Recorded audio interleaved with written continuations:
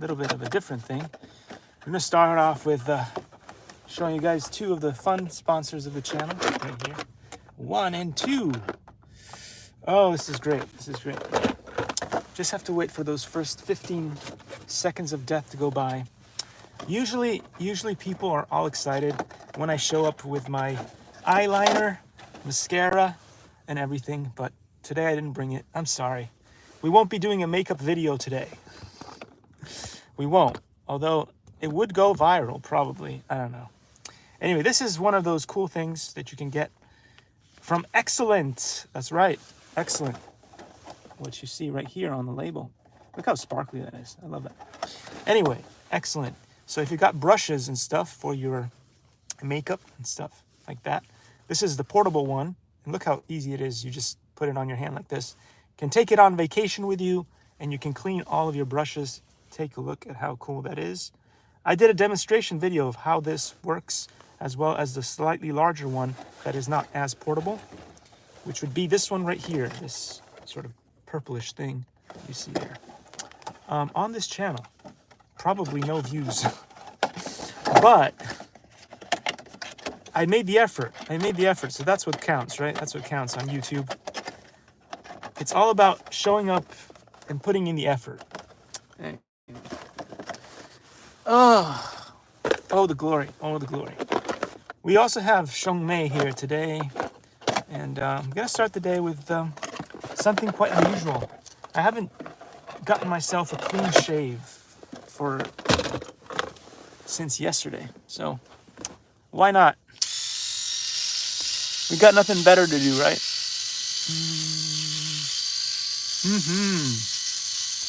Clean shave.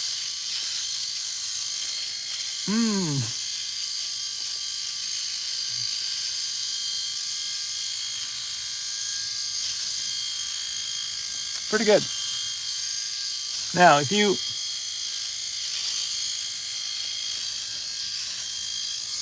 you are extra old and you got them nose hairs, I usually pluck them. But we don't have a plucker today. What we do have is a Shengmei system where you can stick it in your nose, and you see it's pretty easy. You just pull it out like that. Just pull it out. You have to make sure that the inside bit matches here. I think it was this way. It goes in like that. And you can stick it up your nose, like this. And when it finds hairs, it'll pluck them out. It's pretty good. Pretty good. It's got all kinds of other features in here too. Like if you wanted to use that shaving cream or whatever. I haven't used this because I don't use shaving cream. It's for the weak. No, I'm just kidding. I just don't have any.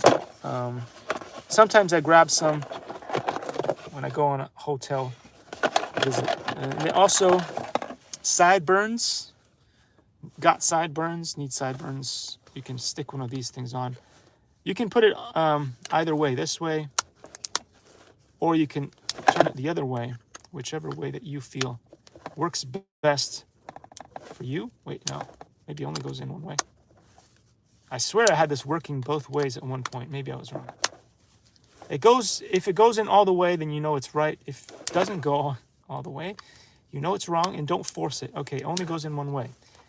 Scrap what I said before. It goes in this way. Just show you on the side.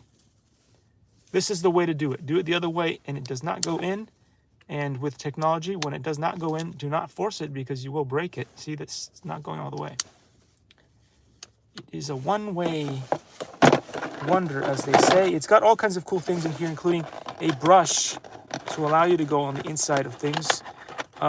You can use it in the water, but I would not recommend you use it in the water if you have very thick curly hairs like I do. So when you're cleaning the inside of the brushes, the inside of the things that rotate and cut off your beard, like in here, what you do is you can do it one at a time, but you use this little brush and you can just go in like that and it'll get all the stuff out. You could use it with water. You can do it with water if you want. But if you have really, really thick hairs, what's going to happen is they will just get jammed inside of these things. Not as much as some of the other razors that I've used in the past. But, you know, it's just, you know, if you have very thin hairs, you don't have this problem. Go ahead and first I would use the brush to make sure you get the majority of the stuff out. And then with the little, when there's like little bits and particles in there, then I would use water after that. And these things are really easy to do. You basically just open them up. You have a lot more than most other razors out there. This one, I think, has 7. Most of the other ones are like 4 or 5 at the most, which is not as good as this. And then the one in the middle just pops out.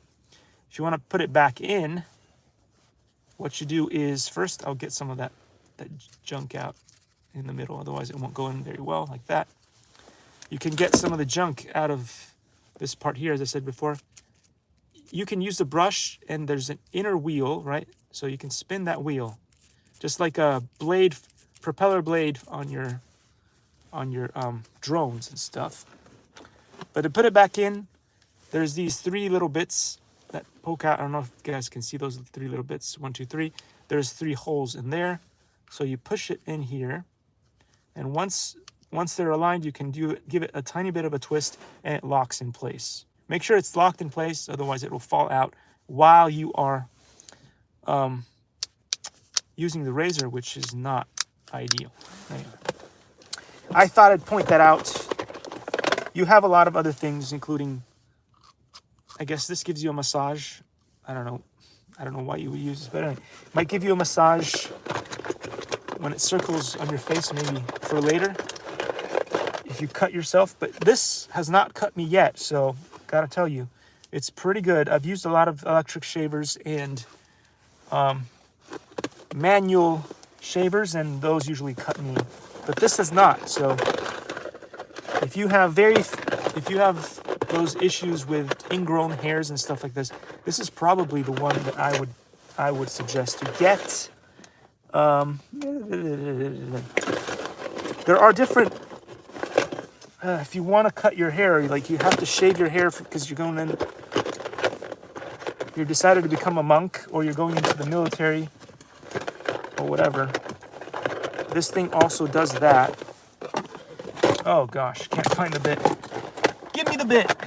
Here's the bit. Here it is, this bit here. This is the lowest setting, but then you can add settings on top of it to make it taller or less tall based on what you want to do. Let's say you wanted to do your beard and you wanted to have a certain height to the beard. You have all these different options there. Anyway, so great little tool. You can get it off of Amazon. I wanted to make a review on Amazon, but they stopped me from making reviews on Amazon for literally not breaking the rules. But, you know, that's just me. It's me. Hi. I'm the problem. It's me. All right. Anyway, at all times, everybody agrees. Let's see. What else did I have today? I thought I taught a putty tat. Anyway, unregistered or unconditional lifetime warranty. Oh, this is the ukulele thing that I got a while ago. Lohanu ukulele the sounds of love and unity. Congratulations. I got that a while ago. Pretty good. You want to know about or connect up to them, find out more about this cool Honolulu ukulele, you can do that there. There's an email for y'all lovely people. I'm going to start reading from books, but I had a sheet of paper somewhere. Oh, yeah, that's before I start. I thought I'd let you guys know something important, which is it looks like it might be the end. It might be the end of coding. Not just today, but just think about this. In the next 5 to 10 years, the coding job may be ending completely. And this is why. Recently, they've made programs like Scratch and stuff like that, but they're not so good that they can replace coding. So even though you can make like a basic video game and stuff like that, But some of the things that you could do that are more like, the coders say low level. I would say high level, because in every other business they say high level for like top dog stuff, but apparently in coding it's low level. I had no idea.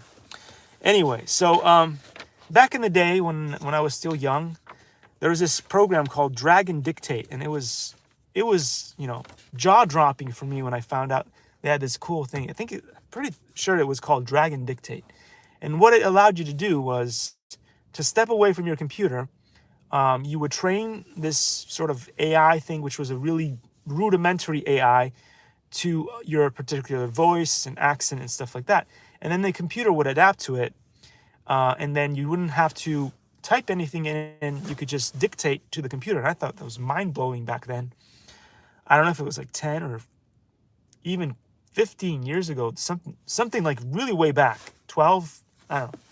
You guys can tell me in the comments. I don't remember the exact dates. But anyway, a long, long time ago, probably longer than most people that watch this video were born, they had this Drag and Dictate. And it was fantastic, because so many people now would be able to just, like, you might be working on something, you might be tinkering with something, and you wanted to have something that you could read off later, instead of having one of those little tape recorders at all times, and then try to figure out where we went. You would actually have a Word document created with this, which I thought was mind-blowing back then. But anyway, going back to today, imagine if very soon we already have that, what is it called? The something bot GPT. I don't know. I can't remember. Anyway, I talked about it the other day. There's this new system that is able to write documents and stuff like that. You just type in something, and then the AI creates a whole like thing. So like, if you wanted to do to write a love poem, a love letter to somebody, or you wanted to write an essay to finish off, one of your projects, you could just type something in like, write an essay about like modern technology or something, and it would just come up with something cool, and then you could just bring it to your teacher, and your teacher wouldn't know that you didn't. Well, unless they knew exactly what your writing style was like, they probably wouldn't be able to tell that you were not the person who wrote it. But anyway, imagine if you could do that with codes and stuff like that. That would be pretty cool, but not for coders, right? Because for instance, if I wanted to create a bunch of things with my Raspberry Pi, I wouldn't have to ask Steve. I would just go, okay, something chatbot GPT, write me a code for turning left. So whenever the sensor picks up, I want when the sensor picks up something, so it'll send out a ping. And then when it bounces off the wall and it comes back, what I want you to do is I want you to make my little robot turn left when that happens. And then Chatbot GPT just writes the code for me. All I need to do is copy and paste that code into my little Raspberry Pi. I'm done. So then why do I need a coder at that point, right? So yeah, this is happening, guys. Within the next 5 to 10 years, coding jobs may be going out of style, which is not great. It's not great. So I guess if all these new technology were used in a non-nefarious way, that would be great, because then that were most important in the least evolved times, and what were the things that we love in the most evolved times. So if we go so far into the future where we don't need to work anymore at all, what things will we still be doing? Like, you'll still need people. They actually have jobs. They have jobs where you can go and you can get hired just to keep somebody company, or, nurse somebody back to health, or, just literally they have jobs for people to go and hug people. They have all kinds of sort of empathetic jobs, and those entertainment jobs and stuff like that. Those, if you bring society, you evolve society too far one way into the spectrum, then those pretty much will be the only jobs that will still matter, like physiotherapy, emotional therapy, and all those things. those will be the only jobs that will be left if computers take over and do everything else.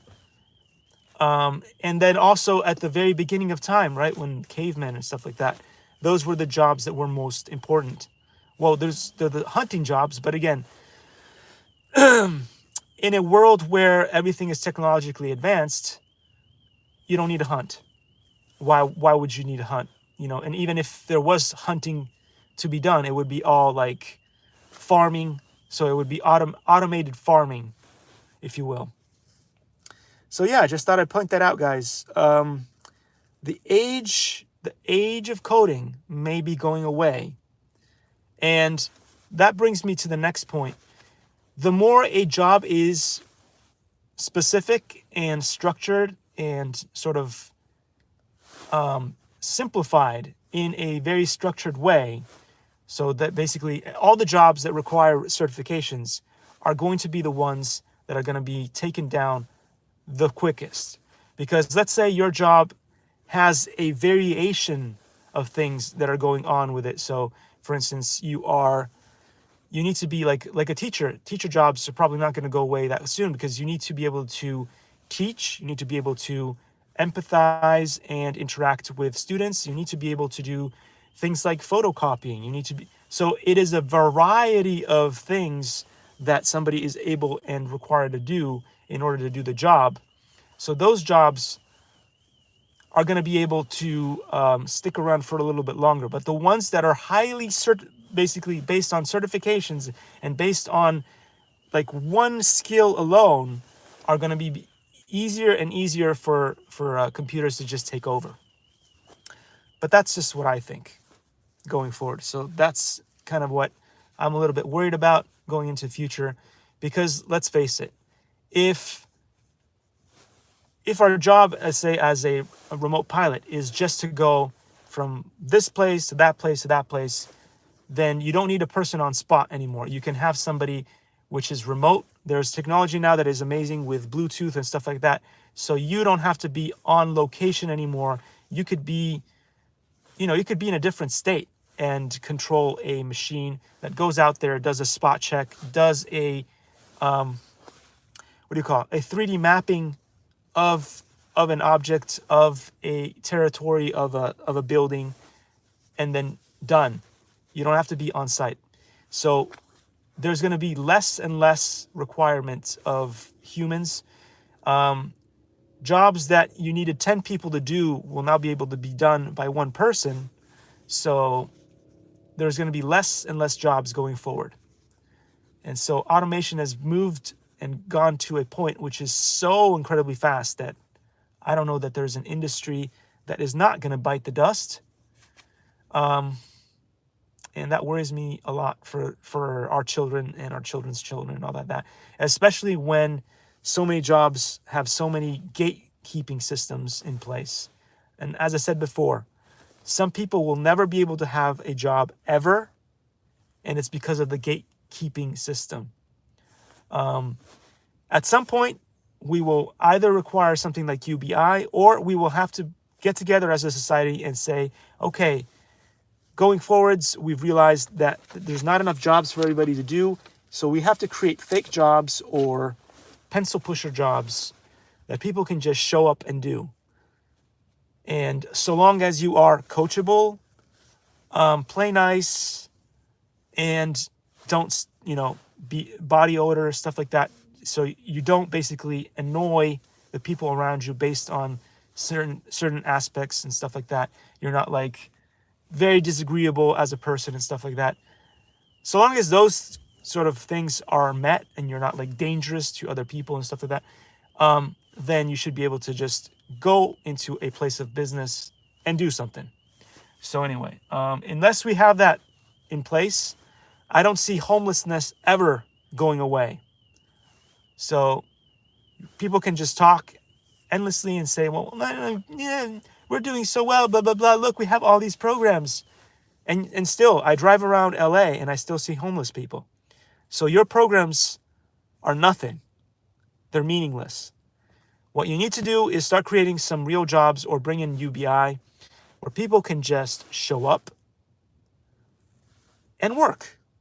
That's all people are asking for. They want to be able to show up and work and have some sort of dignity. But, you know, I can just keep yapping and yapping and yapping. I'm probably going to be the last Lorax out here. When I get lifted away, there's going to be nobody else talking about this. People want to work.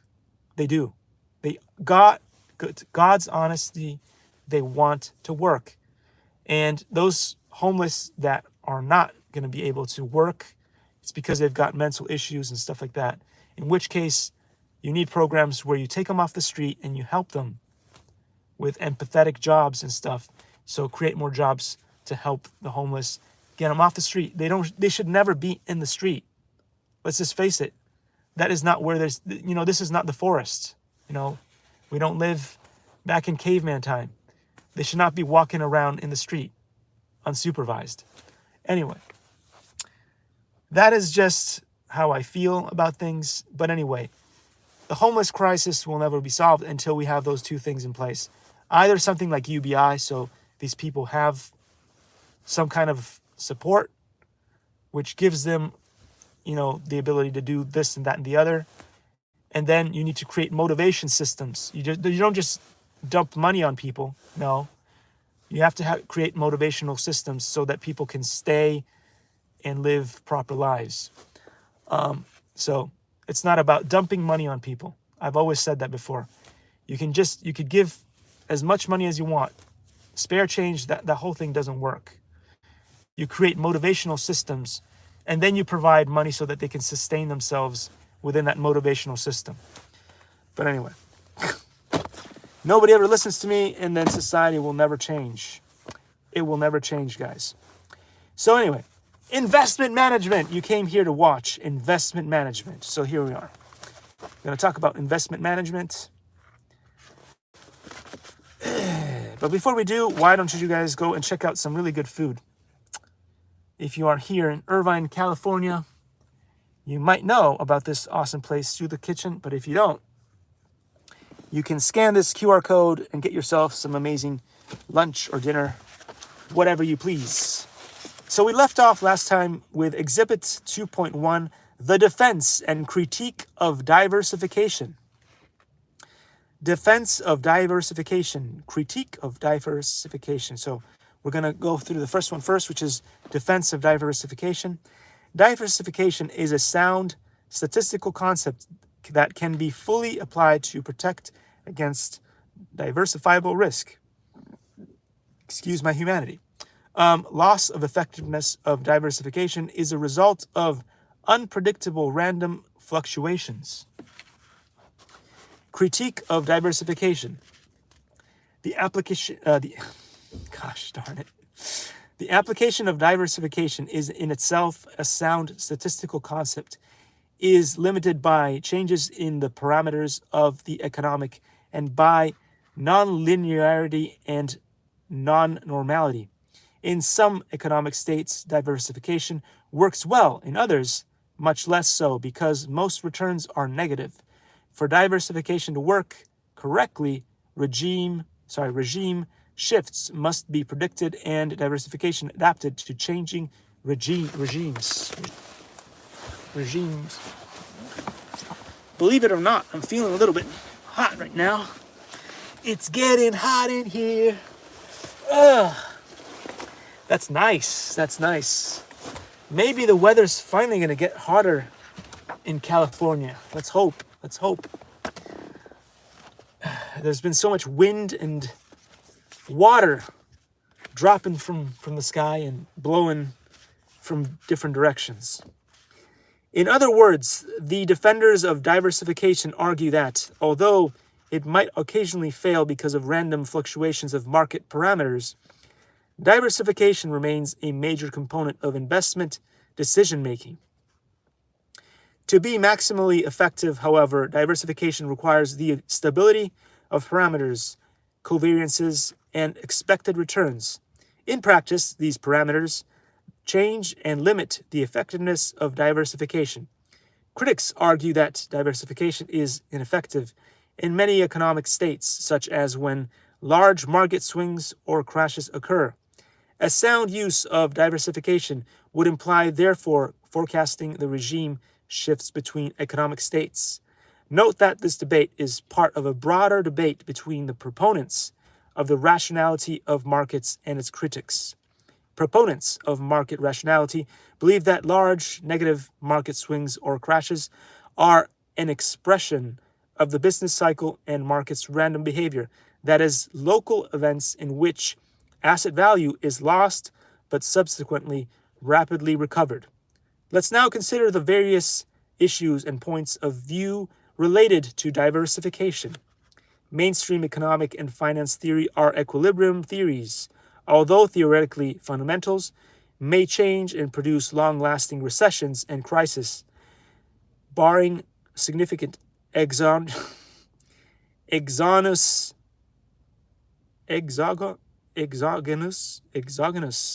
events such as wars, the slow change of fundamentals can be foreseen in the classical framework and corrective measures can be implemented.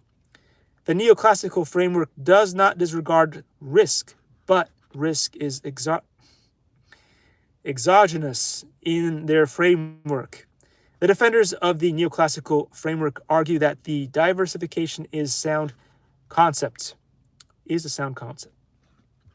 Occasional failures of diversification are not the expression of structural change, but result because correlations are stochastic in nature and therefore vary randomly. Barton Waring, former CIO for investment strategy and policy of Barclays Global Investors, now active as a writer and lecturer on those topics, commented that after the 2008 stock market crash, people said that the risk models had failed as correlations went to 1. But he said, this occasionally happenstance that correlations go toward 1 is actually perfectly normal. Consider, for example, a 100-year history of 2 series with a low correlation created using simulation methods.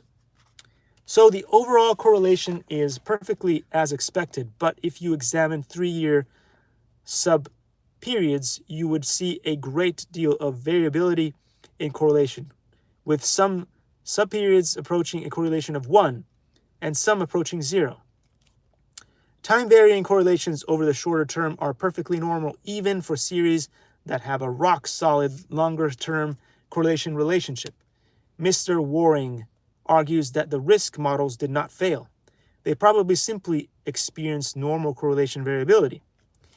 In addition to the stochastic nature of the covariance matrix, defenders of diversification point out that diversification works only for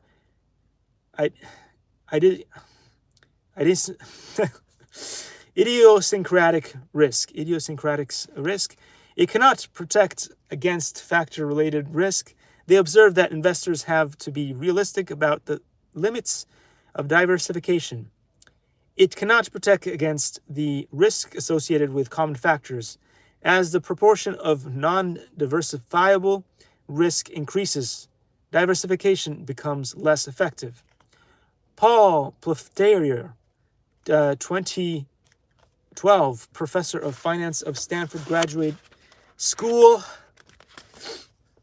of Business and co-founder of Quantol International and supplier of portfolio management systems, wrote in response to critics of the MPT paradigm. One of MPT's key insights is that while investors need to be compensated to bear risk, not all risks are rewarded.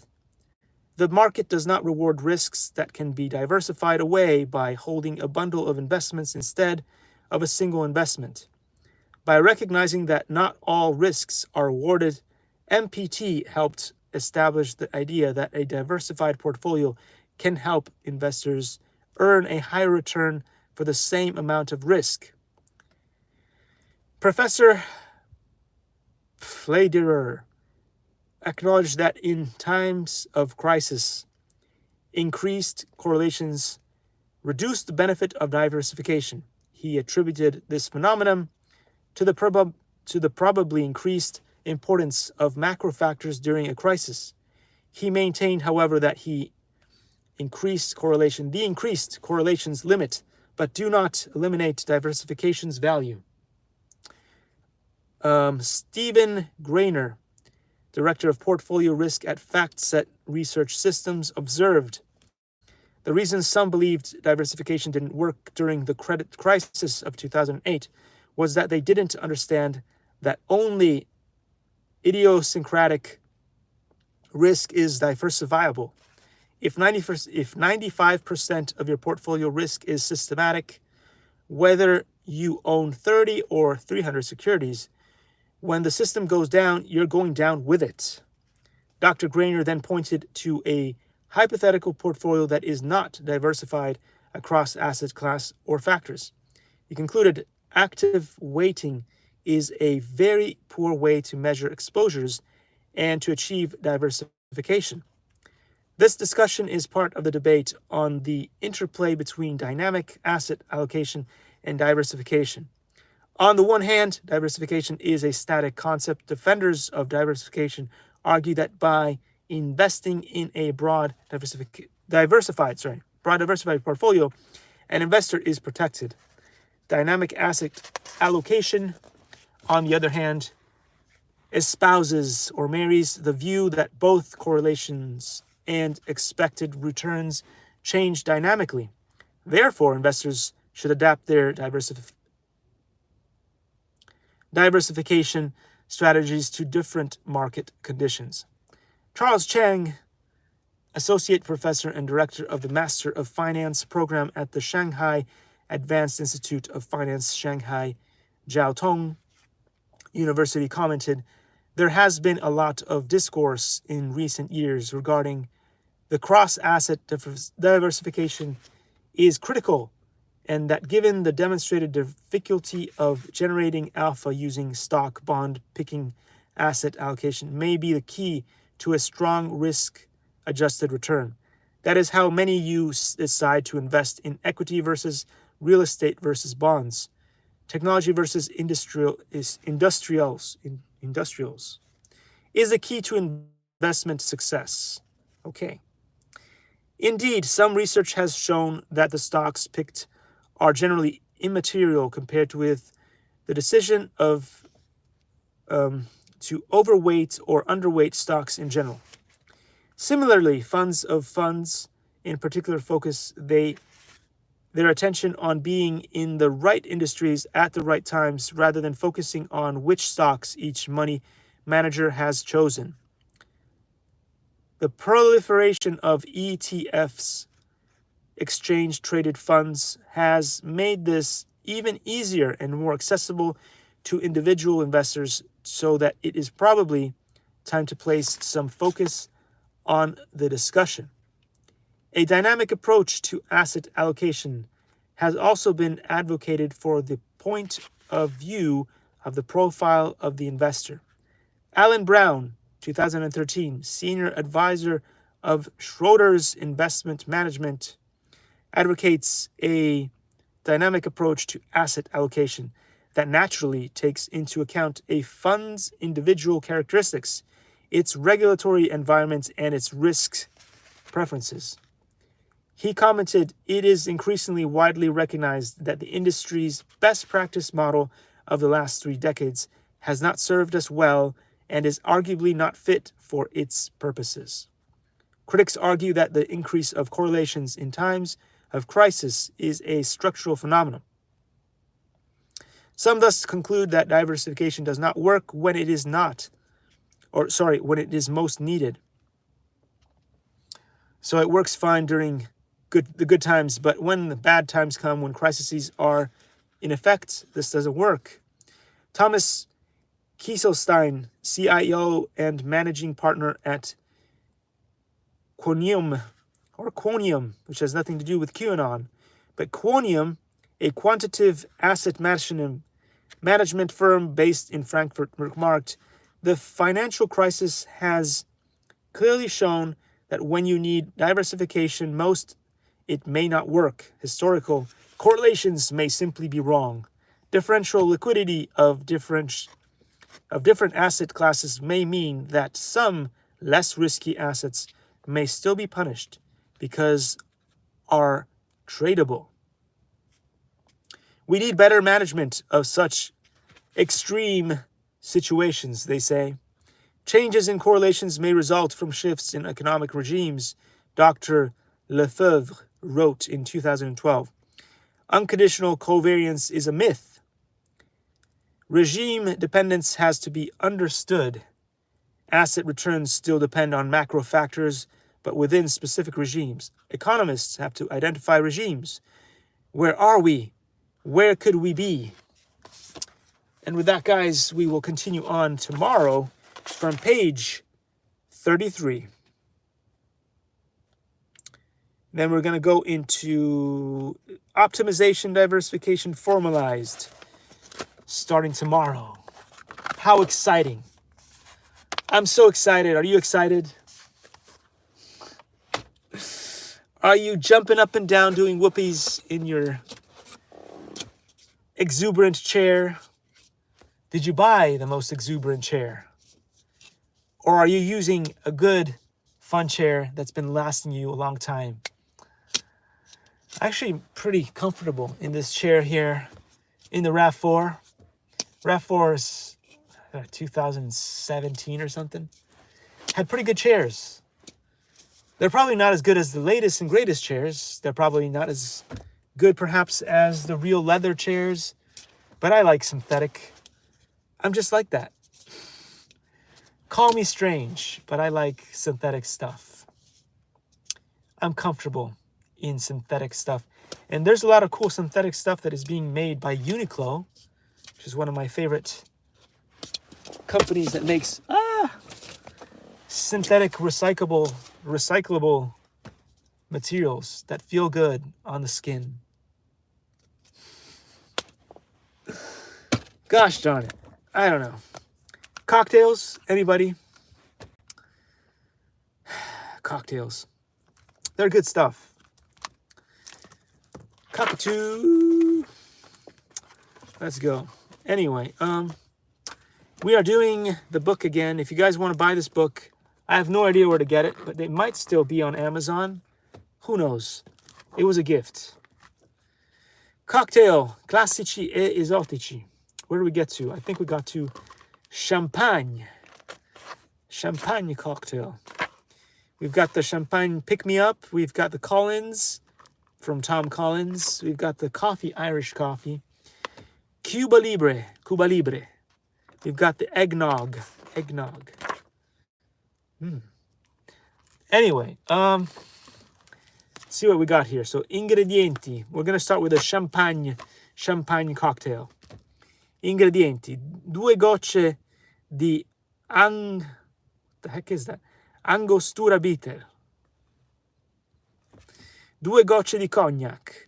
1/4 di zolletta di zucchero champagne. Versare le 2 gocce di angostura sulla zolletta di zucchero e adagiarla assieme al cognac in un bicchiere flute. Colmare con lo champagne ghiacciato e decorare con mezza fetta d'arancia. Champagne pick-me-up.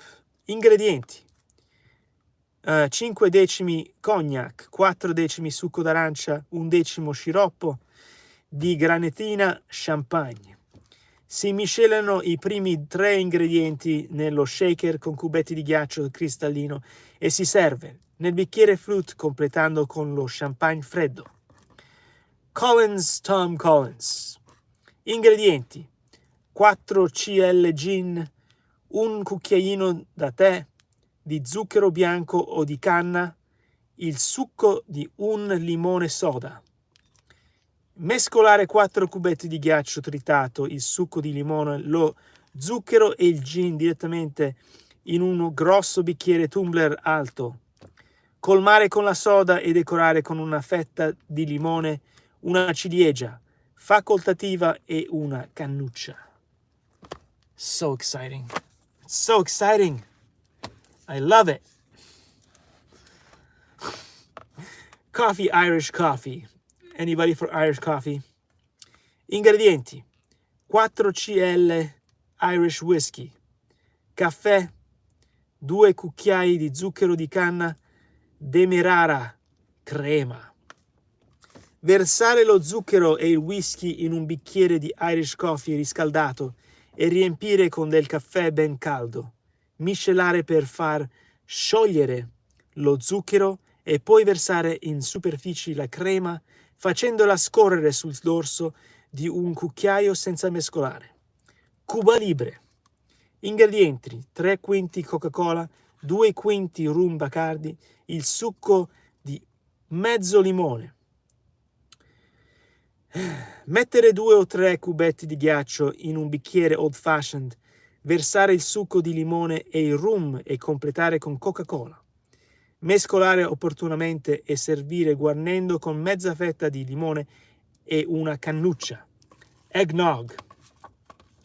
Ingredienti: 4 cl cognac, un tuorlo d'uovo, un cucchiaino da tè di zucchero e di sciroppo da canna o di sciroppo di canna latte. Si prepara nello shaker con 3 cubetti di ghiaccio cristallino e si serve nel bicchiere tumbler alto senza ghiaccio, terminando con il latte, completare con noce moscata grattugiata. Oh, this is gonna be fun. Tomorrow we're gonna do the daiquiri. Daiquiri? I don't know. Daiquiri. You be jumping up and down in your seat. Anybody bought this book yet? Secret Origin of Wing Chun. Did you guys buy it yet? Grandmaster Tom Wong is waiting for you to buy it. Or to go check out his gym and his YouTube channel and all the cool things that he does. I don't know. Nobody watches this stuff anyway. I'm gonna be on TikTok soon. I'm gonna be making these lives on TikTok soon. So when I hit, how many videos do we need to hit? I think we're at, I can't remember. Are we at 8,000 and something? I think we may be at 8,000 videos and something. When we reach 9999999 or whatever the next number up is, I'm gonna stop making these videos and I'm gonna go over to TikTok. But until then, you'll still be able to see me here. You'll still be able to see me here. I'm gonna keep doing this until I get to that point. That's when I'm gonna draw. Unless YouTube suddenly goes, oh, okay, you can now be unshadow banned. Then when YouTube decides to unshadow ban me, things might happen. But I'm only gonna make these videos for a limited time only. It's gonna be a limited time only opportunity, as they say. Because after that, I am probably gonna be done with YouTube. So you can go check out the counter every day and see.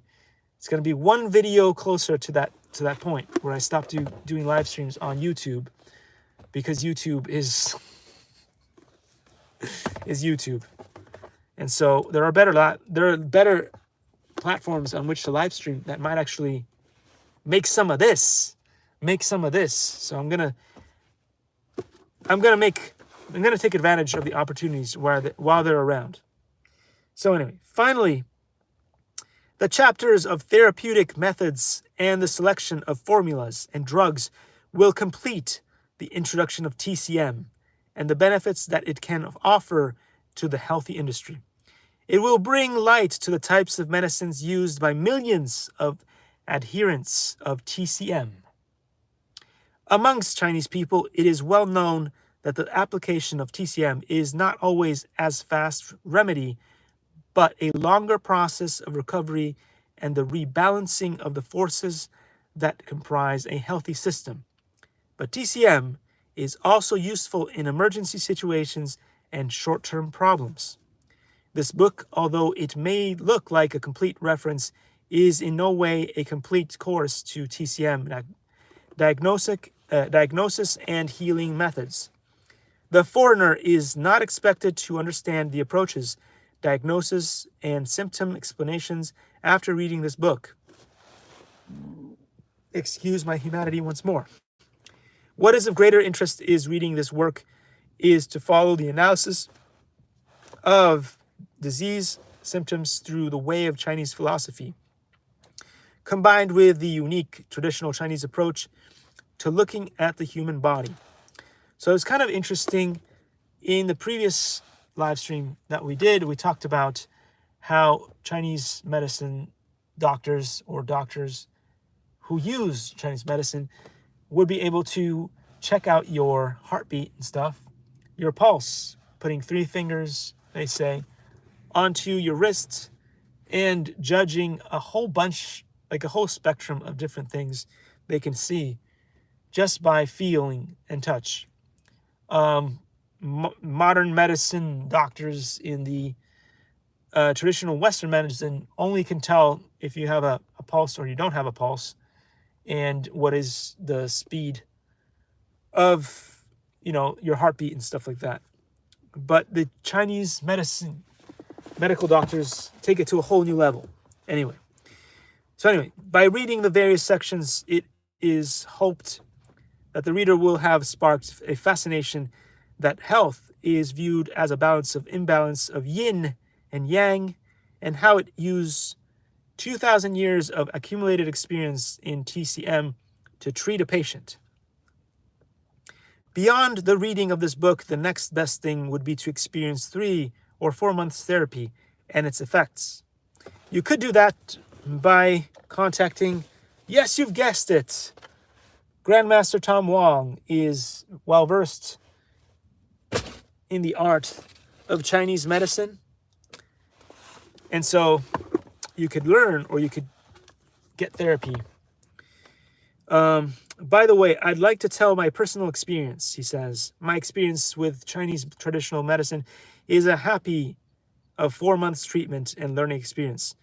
I originally went to see Dr. Zhang for a small problem in my leg, feeling stiff after a long walk or standing, after having stopped hospital injections due to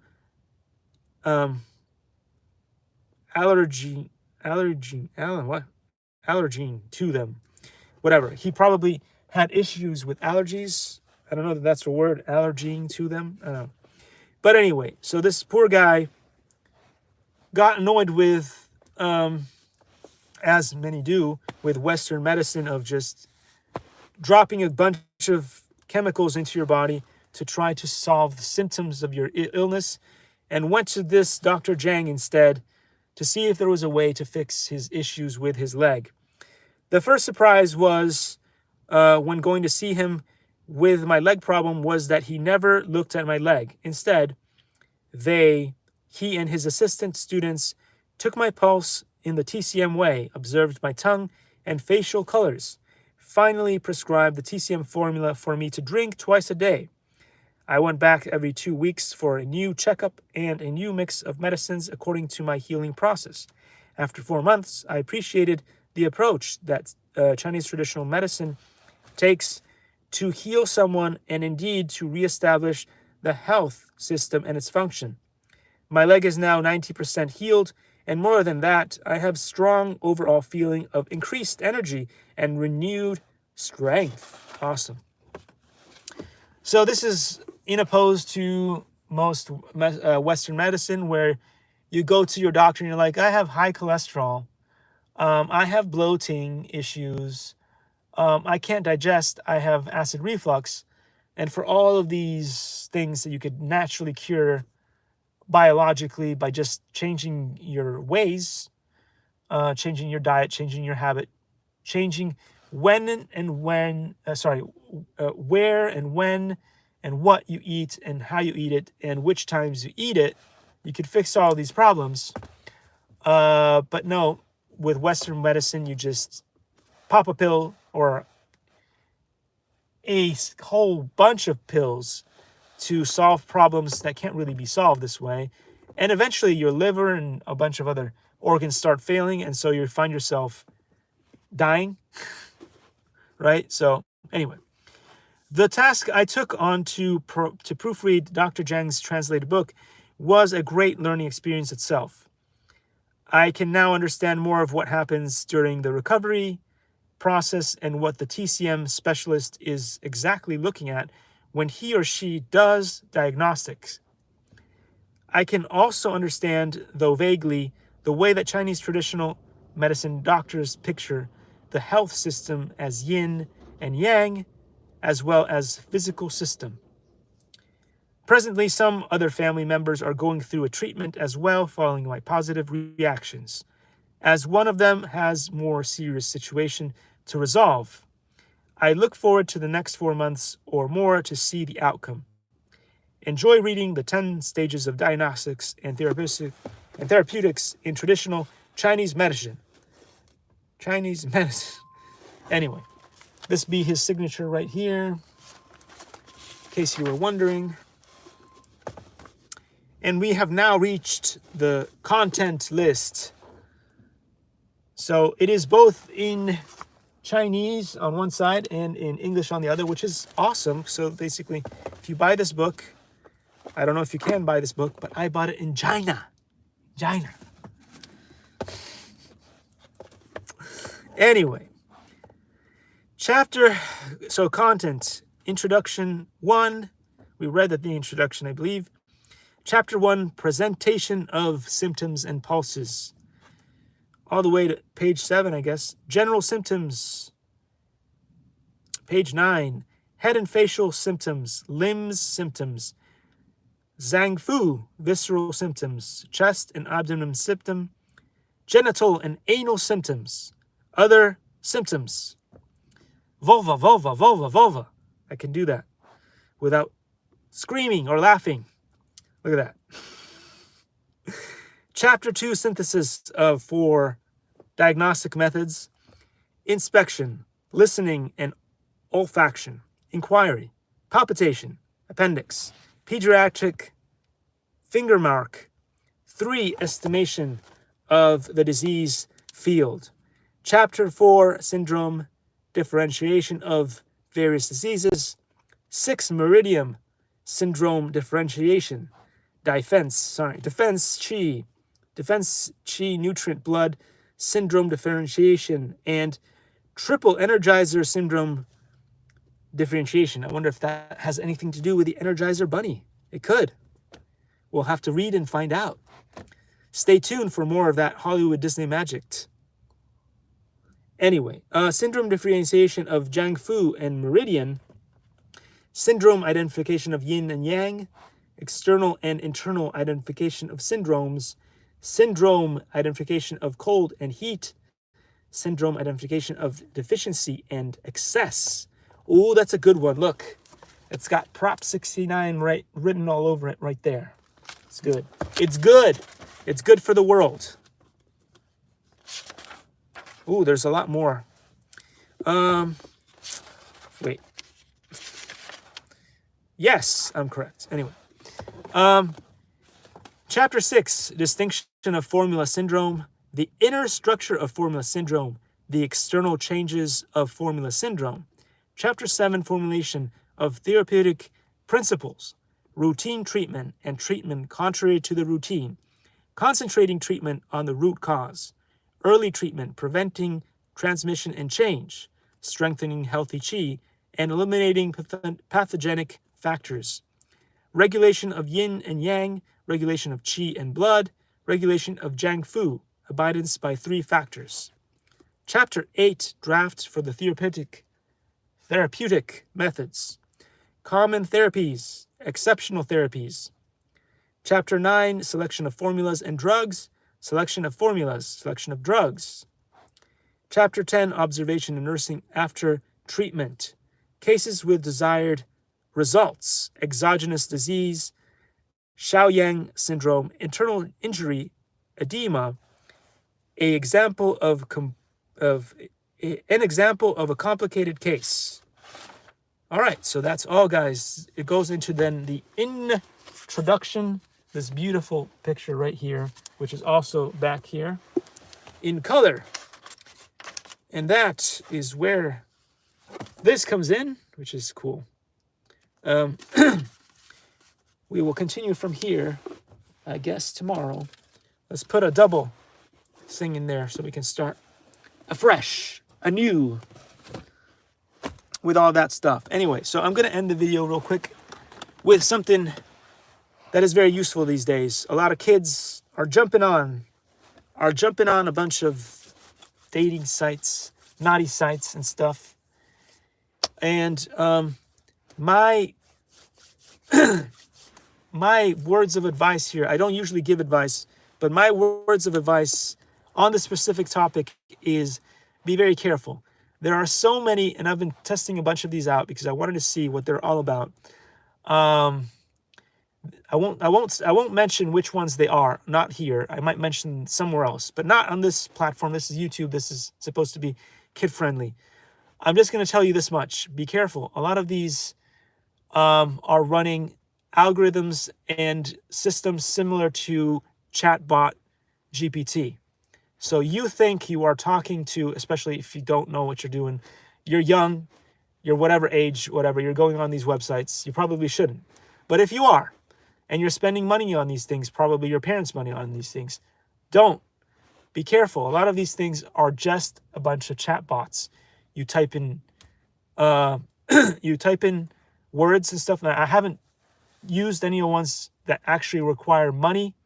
There are a couple of these where you're able to use temporary credits, or they give you a limited amount of credits out of the box. So I test those out. I don't actually put any money into it. And on those, a lot of those, you will find that you're actually chatting to a bot. You can ask different kinds of questions and stuff like that, but you're chatting to bots. Those are not real people. You might have real pictures of people, but you might not be talking to real people. Or you might have to be digging yourself into the chat long enough to actually talk to a real person. So there's a bunch of these websites where what happens is if you chat enough with the bot, which takes a certain amount of credits to do, by the way, so you're basically throwing a bunch of money away to begin with. Eventually you are directed towards a person that you actually can talk to. In some cases, it's not just a person, it is a streamer. So the likelihood that you're actually going to meet these people in person is super duper low. So that just putting it out there, you guys, for those kids that are going crazy and they're going on those things, you're wasting your money. Don't do that, especially on certain websites, because you're literally talking to bots and not real people. So you're chatting away. You thought you're having a fun conversation, blah, blah, blah, but it's a chat bot. And then even if it suddenly the system allows you to go through to the next step where you're going to a streamer, those streamers are basically there to make money. They're not there to see you later, that kind of thing. So unless you put money into the system or whatever it is, this is not something that's going to lead to a real relationship or anything like that. So watch out. I thought I'd just put it out there for you guys. And so what's an example? What's an example of a chat that I had to see what it was going to be like. So you could go on there, you start chatting, you might say something like, okay, blah, blah, blah, how you doing?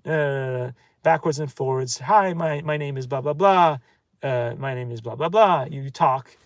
And so it goes on to the next step, which is like, hey, so you want to get off this website, blah, blah, blah. So why don't we, exchange, and please do not exchange your phone numbers on these things. Very dangerous. But if you were to do something, you would go like, would you want to, chat by email, or even better, you would use something like private PM me on something like Facebook, and see if it goes anywhere, that kind of thing. But then you'll notice that every time you do something like that, what they do is the constant feedback that you're going to get is, well, no, why don't we just continue to spend money on here and stay within this website? Because a lot of these people are hired by the website to keep people on the website. And of course, that makes sense. You want the website to keep making money. So the idea is they hire a bunch of people that are working for the website. And so their job is to keep you spending. They might have like a quota or something. So they say, don't meet this person or don't interact with this person off of the platform until they've spent $100, $200, whatever their quota is. So be careful, guys.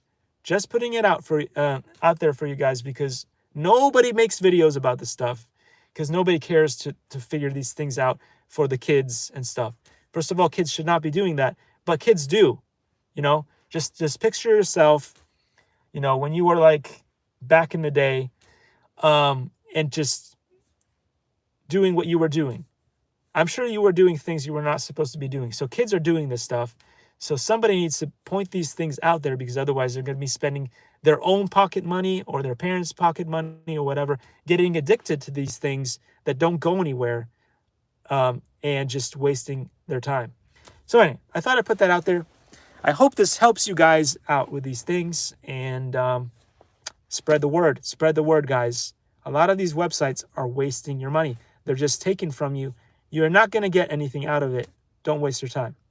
So with that said, guys, if you do want to not waste your time and learn something fun that'll increase the brain cells and synapses, whatever, in your brain, do something useful for a change, get yourself this book. It's worth it. And if not, if you don't want to buy a book, take a couple of lessons from Grandmaster Tom Wong and one of his students. That's going to be good for you. And with that, I'm going to say bye.